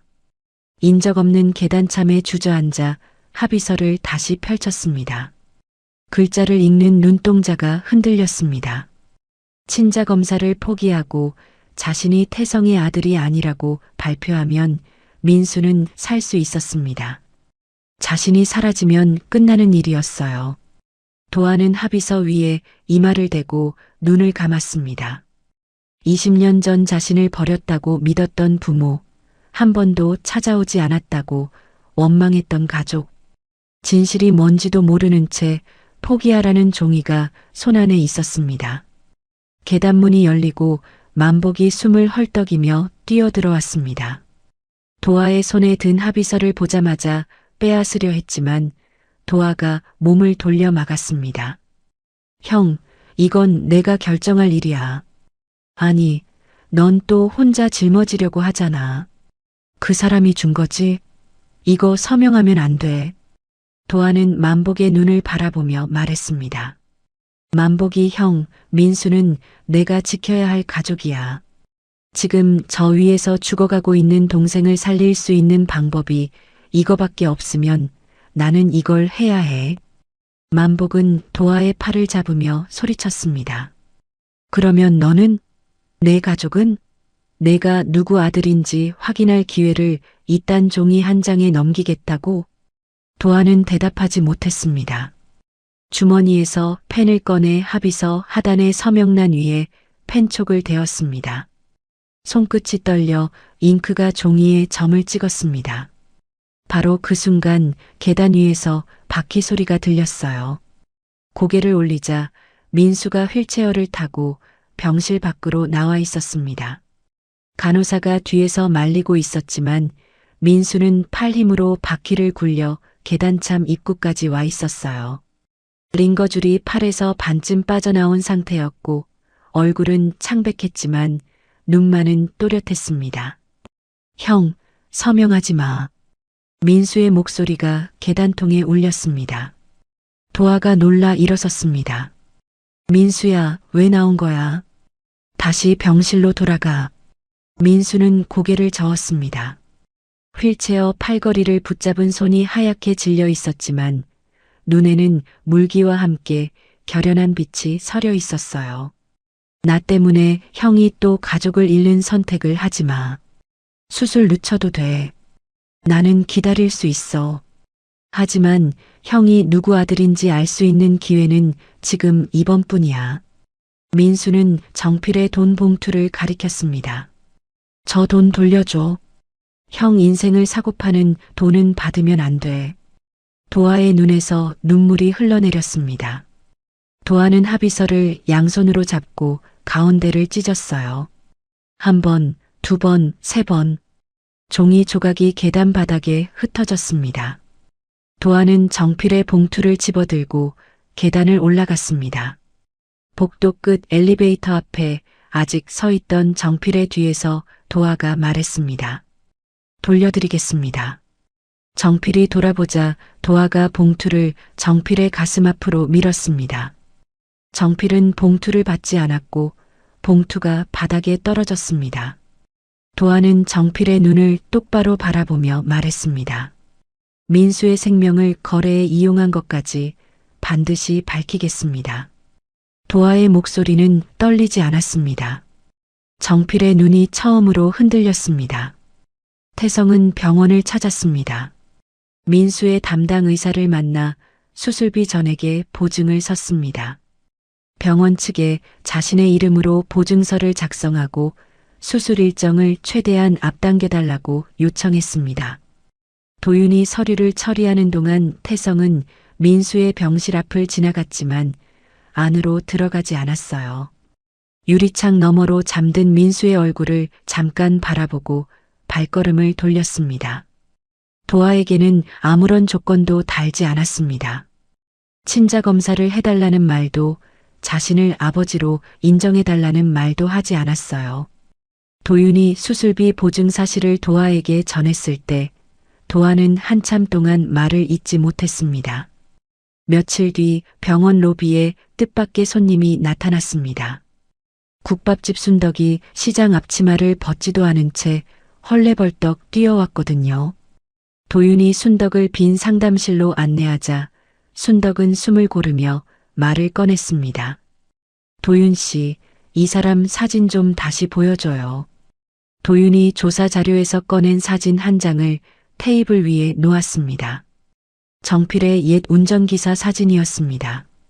순덕은 사진을 집어들고 돋보기 너머로 얼굴을 한참 들여다보았습니다. 그러더니 사진을 테이블 위에 탁 내려놓으며 말했습니다. 이 사람이야. 20년 전 축제장에서 내가 본 사람이 이 얼굴이야. 도아와 태성이 동시에 순덕을 바라보았습니다. 순덕의 손이 떨리고 있었지만 목소리는 또렷했습니다. 그날 축제장 뒷골목에서 이 남자가 울고 있는 어린아이 입을 손으로 막고 승합차에 태우는 걸 봤어요. 아이가 발버둥을 치는데 이 남자가 담요로 몸을 감싸서 안고 갔어요. 나는 무서워서 바로 경찰에 신고했는데 그때 축제장에서 아이가 사라졌다는 소식이 퍼지면서 전국에서 제보가 쏟아졌거든요. 내 진술은 수백 건 속에 묻혀버렸어요. 순덕의 눈에 물기가 차올랐습니다. 20년 동안 가슴에 묻어두었던 기억이 쏟아져 나온 것이었습니다. 순덕은 자기 말이 묻히지 않았더라면 그 아이를 더 일찍 찾을 수 있었을 거라며 고개를 숙였습니다. 도윤은 즉시 옛 차량 운행일지와 직원 명단을 대조하기 시작했습니다. 정필의 개인 차량 운행 기록, 20년 전 그룹 직원 명부, 퇴직자 추적 기록을 하나하나 맞춰보았습니다. 이틀간의 작업 끝에 운전기사의 현재 주소를 찾아냈습니다. 지방의 한 요양원에 입소해 있다는 사실이 확인되었어요. 태성과 도하는 다음 날 직접 운전기사를 만나기로 결정했습니다. 도하는 태성과 같은 차를 타는 것을 불편해했지만 진실을 확인해야 한다는 생각이 불편함보다 앞섰습니다. 도윤이 운전하는 차 안에서 태성은 뒷좌석에, 도하는 조수석에 앉았습니다. 3시간 넘는 이동 동안 두 사람 사이의 대화는 거의 없었습니다.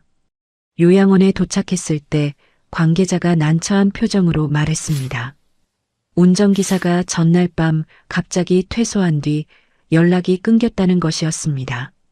짐도 대부분 두고 갔고 퇴소 서류에는 보호자 연락처도 적혀 있지 않았어요. 누군가 운전기사에게 미리 귀띔을 한 것이 분명했습니다. 빈 방에는 침대와 낡은 옷까지만 남아 있었습니다.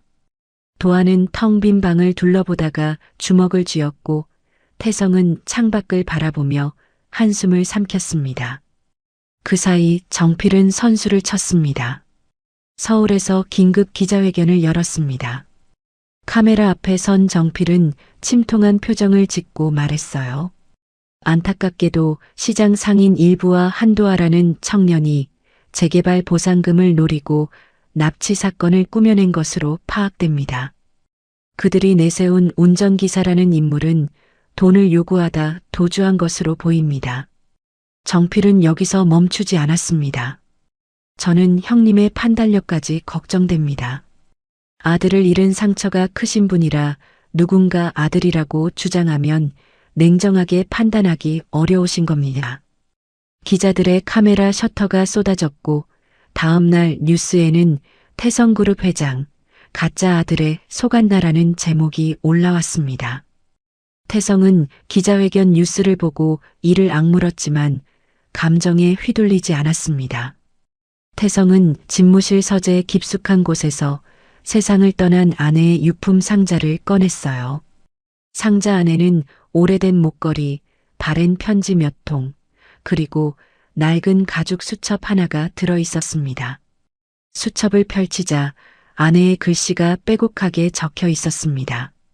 전국 보육원의 이름과 주소, 방문 날짜, 확인 결과가 한 줄 한 줄 적혀 있었거든요. 아내는 아들이 사라진 뒤 매달 보육원을 찾아다니며 혹시 자기 아이가 들어오지 않았는지 확인했던 것이었습니다. 태성의 손가락이 수첩의 한 페이지에서 멈췄습니다. 세봄 보육원. 도아가 자란 바로 그 보육원의 이름이 18년 전 날짜와 함께 적혀 있었습니다. 아내가 그곳까지 찾아갔었던 것이었습니다. 하지만 그 옆에 또 다른 메모가 적혀 있었어요. 정필이 직접 확인, 다른 아이라고 보고함. 확인 중단. 아내의 글씨 아래에 줄이 그어져 있었고 그 줄 위에 작은 글씨로 정말 다른 아이일까라는 물음이 적혀 있었습니다. 태성의 손이 떨렸습니다. 18년 전에 아내가 도화의 보유권을 이미 찾아냈었다는 뜻이었습니다. 그런데 정필이 직접 확인하고는 다른 아이라고 보고해 조사가 중단되었습니다. 아내는 의심했지만 정필의 말을 믿었고 결국 아들을 찾지 못한 채 세상을 떠났습니다. 태성은 수첩을 들고 도화를 찾아갔습니다. 병원 복도에서 도화를 만난 태성은 떨리는 손으로 수첩의 한 페이지를 펼쳐 도화에게 내밀었어요. 세본 보육원의 이름이 적힌 페이지 아래쪽에 아내가 눈물로 꾹꾹 눌러 쓴 글씨가 남아 있었습니다. 오늘도 우리 도화를 찾지 못했다. 비가 오는데 우리 아기는 어디서 자고 있을까? 엄마가 미안해. 반드시 찾으러 갈게. 도화는 수첩을 받아들었습니다. 서투르고 삐뚤어진 글씨를 읽어내려가는 도화의 눈동자가 세차게 흔들렸습니다. 입술을 깨물었지만 소용이 없었어요. 눈물이 볼을 타고 흘러내려 수첩 위에 떨어졌습니다. 도화는 한 번도 만난 적 없는 어머니의 간절함을 빛바랜 잉크 위에서 처음으로 느꼈습니다. 태성은 그 모습을 바라보며 깨달았습니다. 정필이 아들을 함께 찾은 조력자가 아니라 가장 가까이에서 단서를 막아온 인물이었다는 사실을, 20년 동안 곁에서 울어준 동생이 20년 동안 진실을 숨긴 사람이었습니다. 바로 그날 도윤에게 연락이 왔습니다. 사라진 운전기사가 요양원을 떠나기 전에 미리 준비해둔 것들이 있었습니다. 위협에 대비해 보내둔 영상 파일 하나와 원본 운행일지 한 부가 도윤의 손에 들어왔습니다. 당시 승합차의 원본 운행일지, 운전기사에게 송금된 차명계좌 내역, 운행일지에 적힌 거리와 주유 영수증이 보육원 위치와 정확히 일치했습니다. 정필의 위협을 직감하고 야반도주한 운전기사는 자신이 사라질 경우를 대비해 요양원 원장에게 비밀 소포 하나를 맡겨두었습니다. 내 신변에 문제가 생기면 즉시 서태성 회장에게 전달해달라는 유언 같은 당부와 함께였습니다. 도윤은 정필의 수하들이 요양원을 뒤지기 바로 직전 간발의 차로 그 소포를 확보하는 데 성공했습니다. 영상 속 운전기사는 카메라를 바라보며 말했습니다. 20년 전 서정필 부회장의 지시로 축제장에서 어린 도화를 데려갔습니다. 아이를 먼 지방에 버리고 보육원 입소 기록을 조작하는 일에도 제가 관여했습니다. 이 영상은 제가 죽거나 사라질 경우를 대비해 남기는 것입니다. 운전기사의 목소리는 떨렸지만 진술은 구체적이었어요. 정필이 납치를 직접 지시했다는 사실과 이후 20년간 거짓 제보를 만들어 수사를 방해한 과정이 하나하나 담겨 있었습니다. 도윤은 영상 파일과 운행일지, 차명계좌 기록을 태성에게 전달했습니다. 태성은 증거를 확인한 뒤 한동안 아무 말도 하지 못했어요. 서재 책상 위에는 아내의 수첩과 정필의 범죄 증거가 나란히 놓여 있었습니다. 태성은 수첩을 한 번 더 펼쳐 아내의 글씨를 바라보았어요. 손가락으로 글자를 쓰다듬다가 수첩을 가슴에 안았습니다. 운전기사의 영상 자백은 정필의 범죄를 낱낱이 드러냈습니다. 영상 속에서 운전기사는 정필이 축제장 실종 직후부터 전국 각지에 거짓 제보자를 심었다고 진술했음이어요. 차명계좌를 통해 제보자들에게 돈을 보내 경찰 수사를 엉뚱한 방향으로 끌고 갔고 진짜 단서가 나올 때마다 새로운 허위 제보를 만들어 수사력을 분산시켰다는 내용이었습니다. 도화는 모든 증거를 확인한 뒤 오랫동안 침묵했습니다. 아내의 수첩, 운전기사의 자백, 조작된 보육원 기록, 퍼즐 조각이 하나씩 맞춰지자 20년간 품어왔던 질문의 윤곽이 선명해졌습니다. 도화는 태성을 찾아가 직접 말했습니다. 친자 검사를 받겠습니다. 누가 시켜서가 아니라 제가 알고 싶어서 받는 겁니다. 태성은 고개를 끄덕일 뿐 아무 말도 덧붙이지 않았습니다. 두 사람은 나란히 병원 검사실로 들어갔고 각각 혈액을 채취했습니다. 검사 결과가 나오기까지 열흘이 걸렸어요. 결과지에는 단 한 줄이 적혀 있었습니다. 친자관계 확률 99.99%. 태성은 결과지를 받아든 손이 떨려 종이가 바스락거렸습니다. 도아는 옆에 서서 같은 종이를 바라보았어요. 두 사람 사이에 말은 없었지만 복도에 선 도윤은 태성의 눈가에서 소리 없이 흘러내리는 눈물을 보았습니다. 도윤은 시장 철거 지시 문서와 정필의 차명 계좌를 연결하는 작업을 마쳤습니다. 철거 일정이 갑자기 앞당겨진 시점, 안전진단 조작 지시가 내려간 시점, 도하의 불법 점유 통지서가 발송된 시점이 모두 정필이 도하의 생존을 확인한 직후와 일치했어요. 재개발은 사업이 아니라 증거와 목격자를 없애기 위한 계획이었음이 입증되었습니다. 정필은 먼저 움직였습니다. 그룹 임시이사회를 소집하고 기자와 임원들을 한자리에 불렀어요.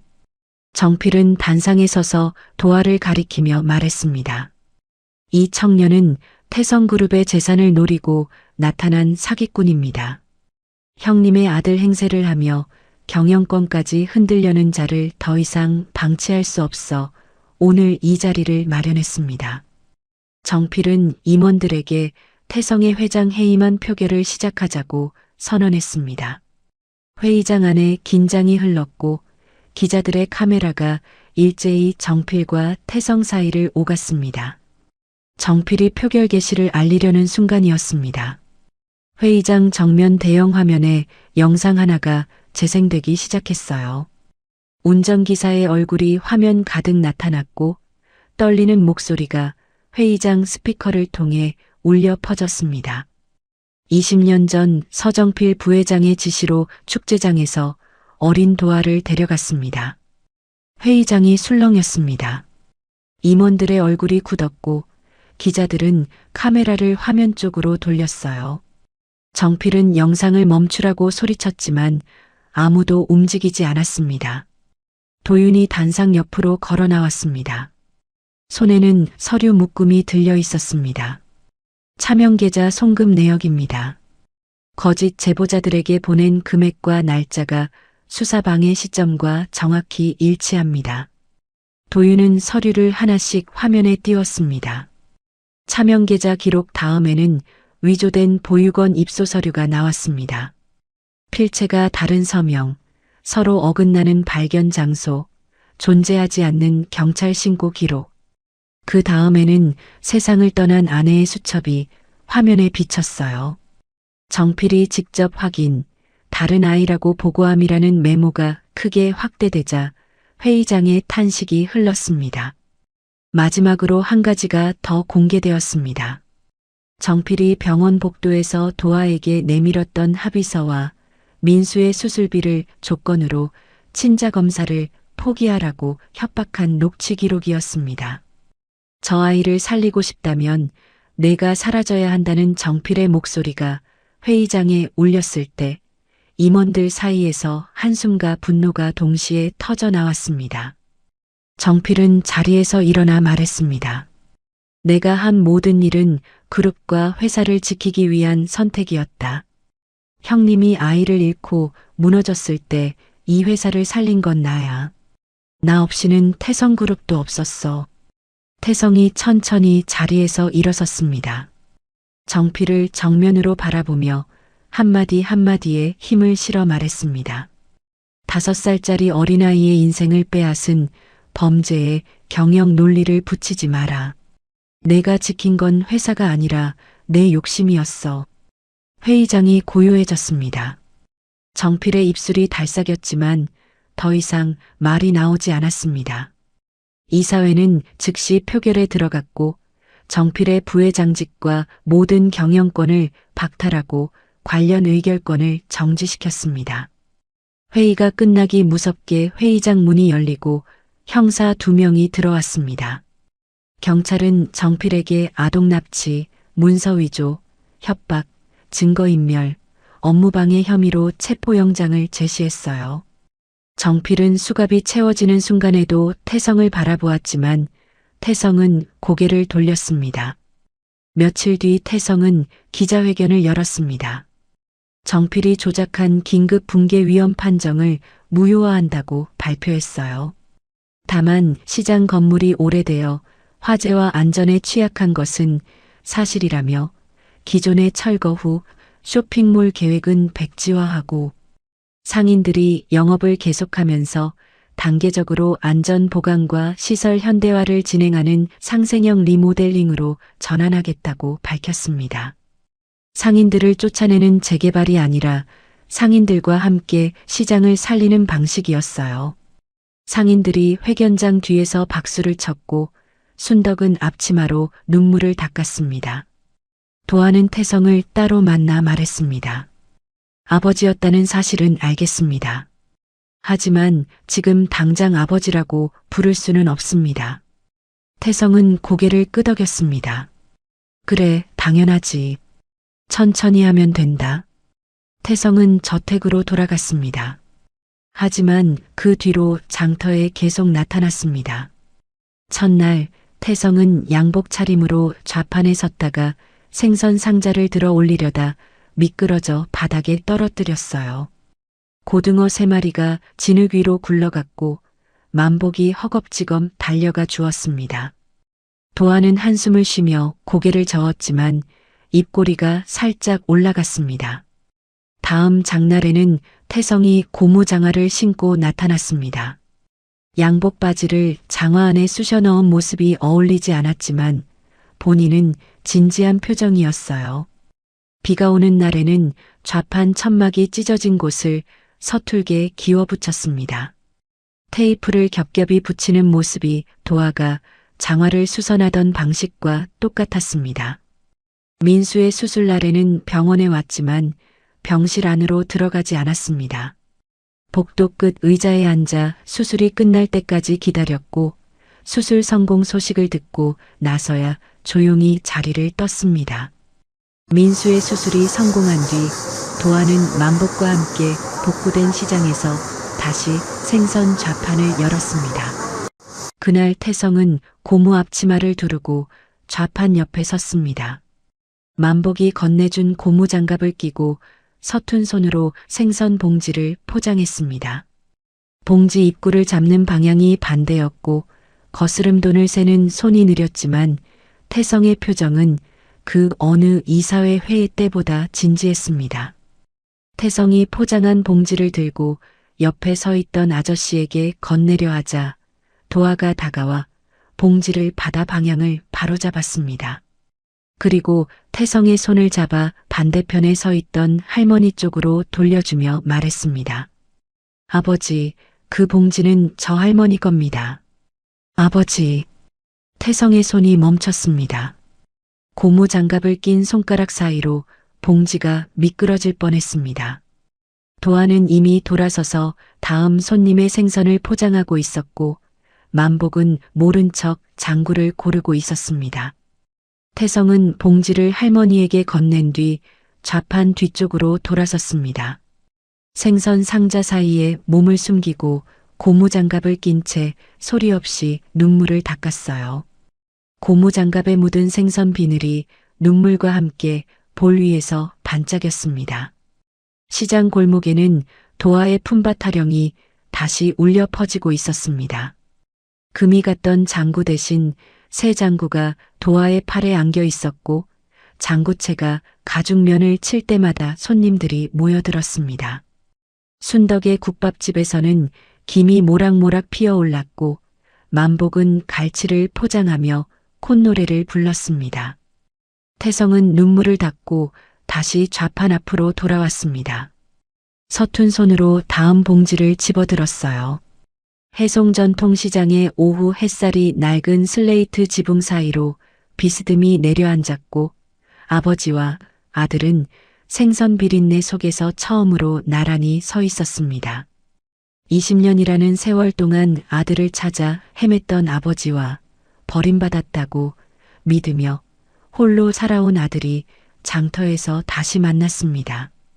피가 아니라 진심이 가족을 만들었고 화려한 저택이 아니라 생선 비린내 나는 좌판 위에서 부자의 삶이 시작되었습니다. 세상에서 가장 늦은 만남이었지만 가장 따뜻한 시작이기도 했습니다. 오늘 이야기가 여러분의 마음에 작은 울림이 되었길 바랍니다. 끝까지 들어주신 분이 계시다면 잘 들었다고 댓글 하나만 남겨주세요. 그 한마디가 다음 이야기를 만드는데 큰 힘이 됩니다. 오늘도 여러분의 하루에 행운이 가득 깃들길 바랍니다. 지금부터 오늘 이야기 속 노래를 전곡으로 들려드리겠습니다. 비린내 난다 피하지 마소. 사람 사는 냄새가 더 진하오. 왔소 왔소 싱싱한 생선 왔소. 고등어도 왔소. 갈치도 왔소. 돈이 없어도 웃음은 얹어드리니 한 마리 두 마리 골라가소.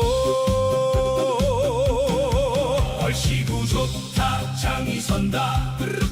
눈물 닦고 장이 선다. 오늘 한 번 쓰러져도 내일 다시 일어나소. 새벽바람 맞으며 길을 나서면 낡은 장화 속에도 해가 뜬다. 이 골목 저 골목 장구를 치면 굳었던 얼굴에도 꽃이 핀다. 어머니 한 마리 더 얹어드릴게. 아버지 웃음값은 받지 않소. 힘든 세상 어깨 한 번 들썩이면 고였던 팔자도 풀리지 않소. 빈손으로 왔다가 빈손으로 가도 정 하나 남기면 부자가 아니요. 아픈 사람 걱정은 내가 짊어지고 오늘 장사 신나게 한번 해보세. 왔소 왔소 싱싱한 생선 왔소. 고등어도 왔소. 갈치도 왔소. 돈이 없어도 웃음은 얹어드리니 한 마리 두 마리 골라가소. 얼씨구 좋다 장이 선다. 눈물 닦고 장이 선다. 오늘 한 번 쓰러져도 내일 다시 일어나소. 부모 얼굴 몰라도 형제는 있어. 피 한 방울 안 섞여도 가족이요. 아픈 동생 수술비 모으는 길에 내 두 다리가 달아도 괜찮소. 내 이름 석자 누가 지웠는지 어디에서 왔는지 알 수 없어도 나를 믿고 기다리는 사람이 있어. 나는 오늘도 장터를 지키요. 세상이 나를 버렸다 말하지 마소. 찾아오지 못한 사연도 있을 테니 언젠가는 내 얼굴 바라보며 누군가 내 이름을 불러주겠지. 왔소 왔소 희망한 자루 왔소. 서러운 인생에 웃음이 왔소. 가진 것 없어도 나눌 정은 있으니 한 마음 두 마음 모여보소. 얼씨구 좋다 장이 선다. 우리 인생 장이 선다. 비바람에 무너져도 사람 있으면 다시 선다. 얼씨구 좋다 장이 선다. 우리 인생 장이 선다.